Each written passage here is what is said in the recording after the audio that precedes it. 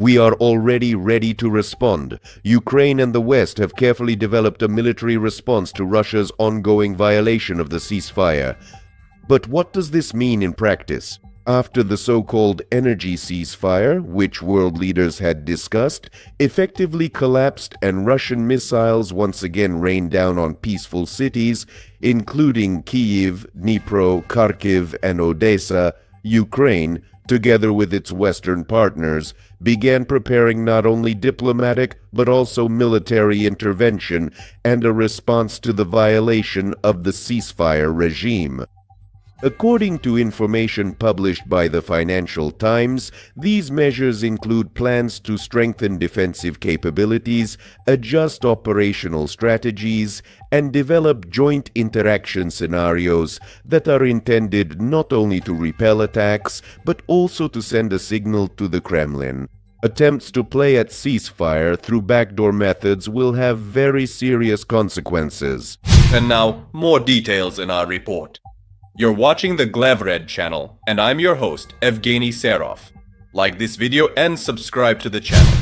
After the resumption of missile attacks on Ukrainian cities, despite talk of possible temporary pauses, it became clear that the exchange of verbal promises is far from reality.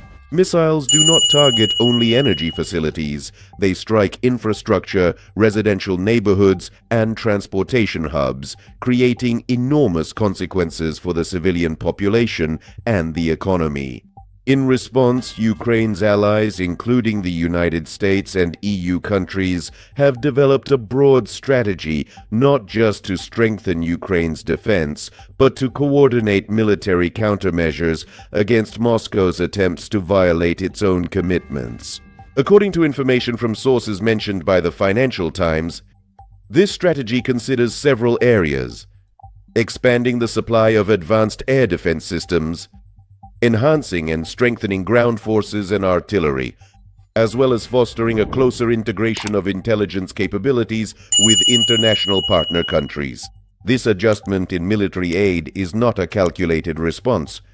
It is the result of a comprehensive analysis of how Russia breaks its promises to cease strikes and continues to escalate hostilities on its own terms, disregarding humanitarian consequences.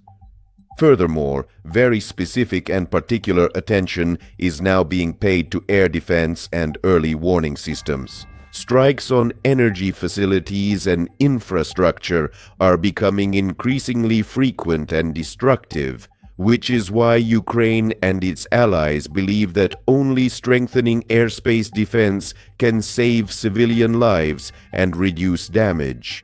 As part of these plans, discussions are underway about supplying additional Patriot systems, comprehensive electronic warfare equipment, as well as reconnaissance drones that will allow threats to be detected more quickly and responded to promptly.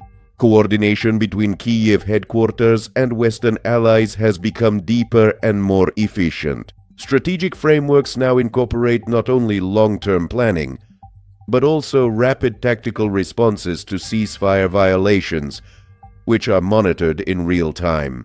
Essentially, this signifies that if Russia violates its promises and persists in its ongoing strikes, Ukraine receives additional resources and can quickly redirect them to the most exposed and vulnerable sectors of the front.